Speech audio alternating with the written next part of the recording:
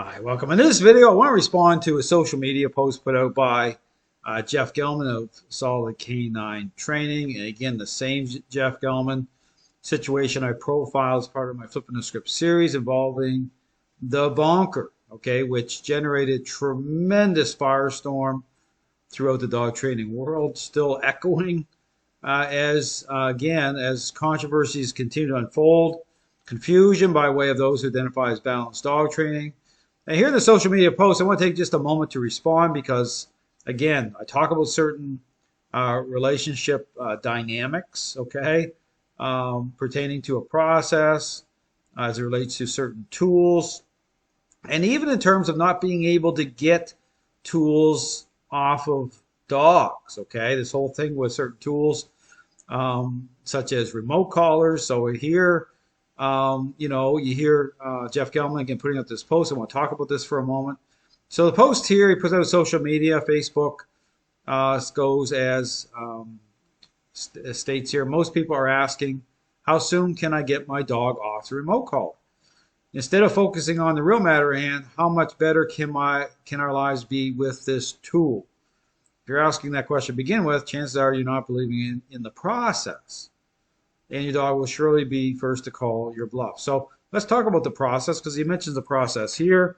Again, I talk about a process by way of approaching a relationship problem between dogs and owners by way of a intervention versus a learning-based exercise, which represents balanced dog trainers.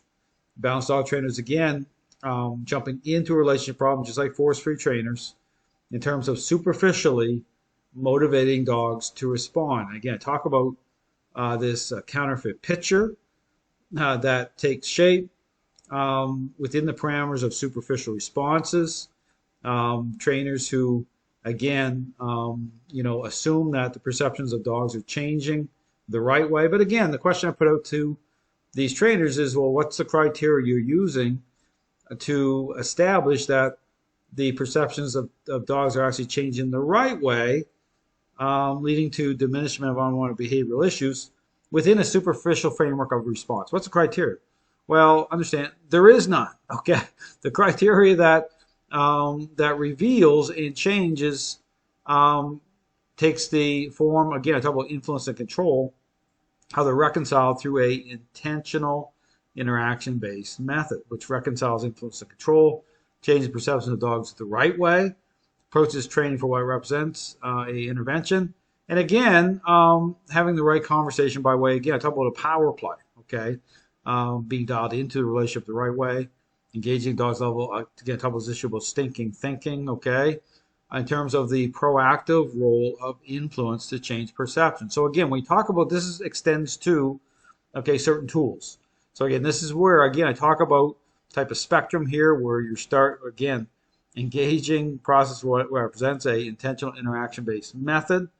And again, going down that spectrum, going down that line, going through, balanced training, which again, I talk about the four quadrants. I talk about how balanced dog trainers bring influence into a process. But by way of this idea that trains learner-based exercise, which does not reconcile, okay, the role of influence the right way, and which leaves the door completely wide open to dogs continue to hold a level of control in the relationship with their owner. And this gets into this whole thing about why you can't get these devices off these dogs, okay? Why it is that, again, the dog seems better when the remote collar is on, but again, when you remove the collar, things go back to the way they were in terms of a dog expressing control, a relationship problem. So the narrative here is, well, just leave the collar on the dog. Why not? But again, this whole thing about device awareness.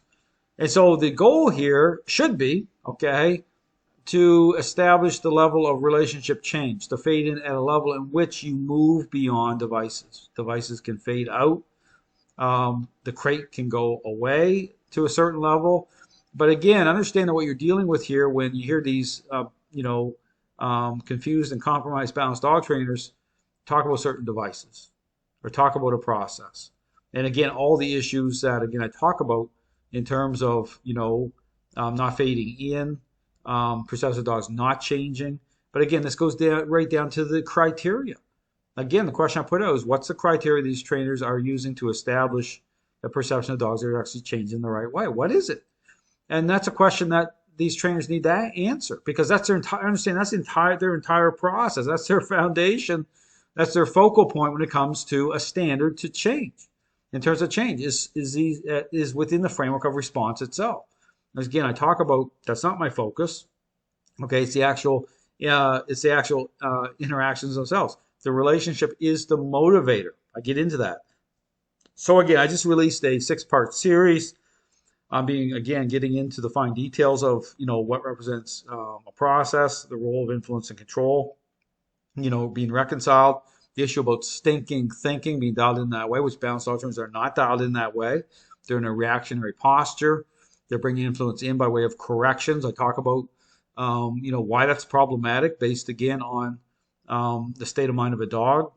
Again, being dialed into a dog's level of thinking, intercepting dog state of mind just as control is manifesting, just at the point of a dog expressing an expressed state of mind, control, why that matters in terms of, again, intercepting at that moment. And again, what balanced dog training represents. So again, when you see narratives out there like this, like, hey, what's the big deal? Well, understand what you're dealing with by way of what balanced dog training represents. Thanks for watching.